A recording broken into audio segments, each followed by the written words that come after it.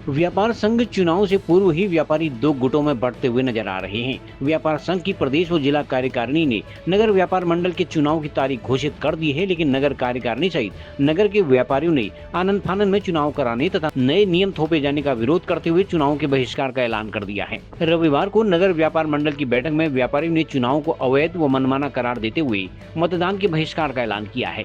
बैठक में अध्यक्ष कवि जोशी ने कहा कि व्यापार संघ का जो संविधान है उसके तहत चुनाव नहीं कराकर मनमाने तरीके से चुनाव कराए जा रहे हैं, जिन्हें स्वीकार नहीं किया जा सकता है।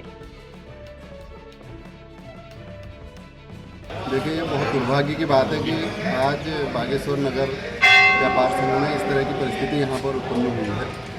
इस समस्या की शुरुआत हुई है जब से हमारे निर्वाचित नगर अध्यक्ष को प्रदेश अध्यक्ष जी द्वारा एक तरफा तौर पर निलंबित किया गया, जिसके बाद नगर के व्यापारियों ने प्रदेश अध्यक्ष जी से निवेदन भी किया था कि वो अपने फैसले पर पुनर्विचार करें। लेकिन अफसोस की बात है कि प्रदेश अध्यक्ष जी ने उस पर कोई भी पुनर्विचार उस फैसले पर नहीं किया आपने, और बाकायदा उसके बाद नगर में नई कमेटी के चुनाव की प्रक्रिया उन्होंने घोषित कर दी, जिससे यह साफ है कि ये पूरी जो चुनाव प्रक्रिया करी जा रही है, इसमें एक जो हमारी निर्वाचित नगर इकाई है इसको बाहर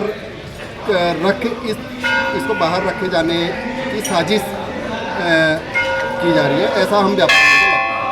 तो इसके विरोध में हम आज यहाँ पर व्यापारी इकट्ठा होंगे और यहाँ पर चुनाव बहिष्कार की जो है बात यहाँ पर आ रही है कि हम मौजूदा परिस्थिति में हम जो चुनाव प्रक्रिया जारी की जा रही है इसका हम बहिष्कार करें। देखिए, नगर व्यापार संघ पहले दिन से लेकर अभी तक एकजुट है।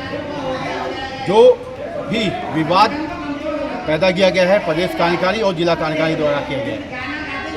पहले तो नियम और संविधान के तहत जो मेरा इन्होंने निष्कासन निलंबन किया था वो भी गलत था, जिसकी मैंने हाईकोर्ट द्वारा चुनौती दी गई थी, जिसमें 4 हफ्ते का टाइम उप निबंधक हल्द्वानी को दिया गया था। उन्होंने 4 हफ्ते का टाइम बढ़ाकर प्रदेश कार्यकारिणी को वो लेटर दिया था कि साधारण सभा की बैठक करके उसमें उचित निर्णय लेकर इस मामले का निस्तारण किया जाए।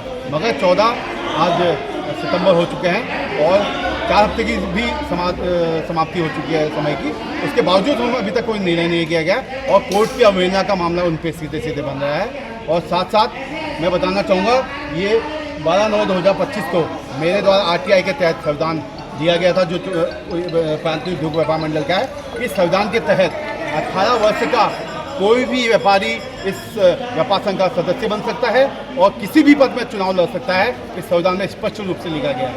और प्रदेश जो सोसाइटी रजिस्ट्रेशन कार्यालय है उसमें भी सिर्फ यही नियमावली, यही संविधान उनका रजिस्टर्ड है। और जो सदस्य शुल्क है सालाना, वो भी 100 रुपये प्रत्येक वर्ष का एक व्यक्ति का है, जबकि बागेश्वर जिला व्यापार संघ द्वारा 150 रुपये अवैध वसूली की गई है व्यापारियों द्वारा, और वो 50 रुपये उनको वापस देने चाहिए उन सभी व्यापारियों के बाद। दूसरा नियम ये है। तीसरा ये है कि जो संविधान का नियम है इसके तहत 2 अक्टूबर 2025 को हमारा कार्यकाल पूरा हो रहा है और बागेश्वर जिला व्यापार संघ द्वारा इस जो नया चुनाव है हमारे कार्यकाल खत्म होने से पहले ही जो रखा गया है वो भी संविधान के नियमों के तहत नहीं किया जा रहा है। और ये पूरी संविधान की कॉपी है। 9 पन्नों का हमारा प्रांतीय उद्योग व्यापार मंडल का जो संविधान है वो जो रजिस्टर्ड है, ये मैं दिखा रहा हूँ आपको।